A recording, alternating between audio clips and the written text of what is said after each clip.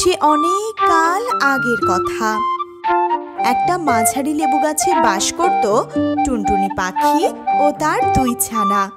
সেই লেবু গাছটি টুনটুনি খুব যত্ন করে লালন পালন করত, আর সেই লেবুগুলো বিক্রি করে টুনটুনির সংসার চলত। টুনটুনি প্রতিদিন তার বাচ্চাদের টিয়া পাখির কাছে রেখে যেত। বাচ্চারা চলো তোমার টিয়া খালামুনির কাছে। মা, প্রতিদিন আমাদের টিয়া পাখির বাসায় থাকতে ভালো লাগে না। বোন ঠিকই বলেছে মা। কেন, তোদের টিয়া খালামুনি কি তোদের বকা দেয়? বকা দেয় না, কিন্তু রোজ রোজ কেন টিয়া খালার বাসায় যেতে হবে? তোরা তো এখনো অনেক ছোট, তোরা ঠিক মতো খাবার খুঁজে পাবি না।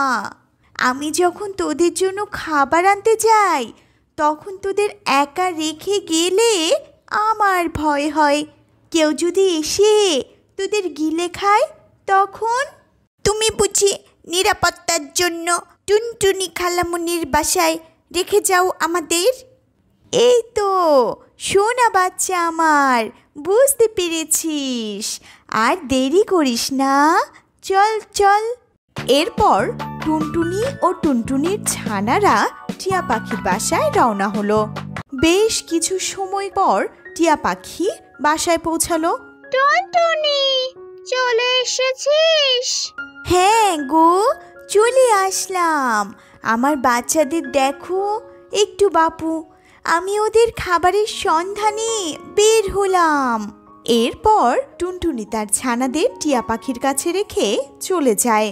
কেমন আছিস রে বাছারা তোরা? ভালো আছি খালামুনি, আমিও ভালো আছি। তোরা বাসায় থাক, আমি একটু ঘুমাই। কাল সারা রাত পেট ব্যথায় ঘুম হয়নি। আর শোন, দুষ্টামি করবি না একদম, আমার ঘুম যেন না ভাঙে। ঠিক আছে খালামুনি, আমরা কোনো দুষ্টামি করব না। অন্যদিকে দেখা যায় টুনটুনির লেবু গাছে কাক এসে বসেছে। এই ছোট্ট গাছে এত লেবু, কি টসটসে লেবু! লেবুর গন্ধে আশেপাশ মাতোয়ারা হয়ে গেছে। কাক সেখান থেকে কয়েকটা লেবু তার ঠোঁটে করে নিয়ে বাসায় চলে যায়। এই দেখো। কি গো, কি হয়েছে? ডাকছো কেন? তোমার জন্য লেবু নিয়ে এসেছি। তুমি না বলেছিলে তোমার লেবু খেতে ইচ্ছে করছে?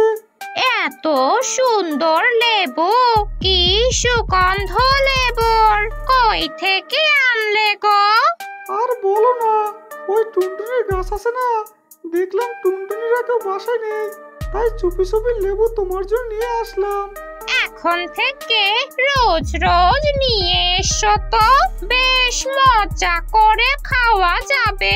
আমার তো এখনই জিভে জল আসছে।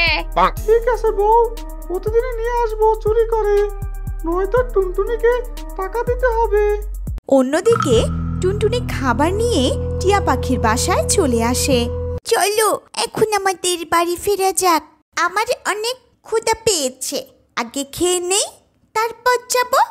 তবে খাও, বেশি শব্দ করো না, পাশে তোমার খালামুনি ঘুমোচ্ছে।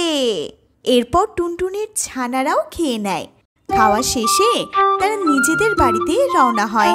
টুনটুনি এসেই লেবু গাছ দেখে বুঝতে পারে লেবু কিছুটা কম আছে। বাচ্চারা দেখ তো, লেবু গাছে লেবু কম লাগছে না? কই না তো মা, ঠিকই তো আছে, আমারও তো তাই মনে হচ্ছে। তাহলে হয়তো আমার মনের ভুল। সন্ধে হয়ে আসছে, ঘুমিয়ে পড়ো এখন।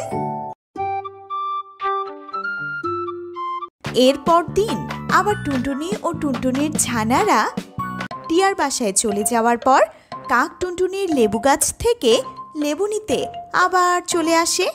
খুব তাড়াতাড়ি করো বউ, সবগুলো তুলে তুলে ব্যাগে পুরে ফেলো। আমরা এই লেবুগুলো বাজারে বিক্রি করে অনেক টাকা পাবো। তুমি ঠিক বলেছ, আমি দ্রুতই করছি। লেবু গাছ থেকে অর্ধেক লেবু নিয়ে কাক ও কাকের বউ সেখান থেকে চলে যায়। টুনটুনি ও টুনটুনির ছানারা যখন ফিরে আসে তখন লেবু গাছে অনেক কম লেবু দেখে তারা অবাক হয়ে যায়। ছানারা, তোমরা কি আজ বুঝতে পারছো লেবু চুরি করা হয়েছে আমাদের লেবু গাছ থেকে? হ্যাঁ মা, আমি স্পষ্ট বুঝতে পারছি, কিন্তু এই কাজটা করলো কে? তখন হঠাৎ টিয়া উড়ে উড়ে টুনটুনির লেবু গাছে এসে বসে। টিয়া খালামুন্নি, তুমি এখন? আরে, তোদের লেবু দিতে এলুম। তোদের গাছে যে লেবু ধরে সেগুলো তো তোরা কাকের মতো বিক্রি করে টাকা আয় করতে পারিস। মানে বুঝলাম না টিয়া বোন। কাক ও কাকের বউ মিলে বাজারে লেবু বিক্রি করছে। সব পাখিরা কাকেদের থেকে লেবু কিনছে। তোরাও তো লেবু বিক্রি করতে পারিস। কাকদেরও কি লেবু গাছ আছে? যতদূর জানি ওদের কোনো লেবু গাছ নেই। তাহলে ওরা লেবু পেল কোথায়? আমি সব বুঝতে পেরে গেছি। আমার কাছ থেকে লেবু চুরি করে নিয়ে ওরা নিজেরা লেবু বিক্রি করে টাকা আয় করছে। এ তো মহাকাণ্ড! দ্রুত বনের রাজা ঈগলকে গিয়ে নালিশ জানা।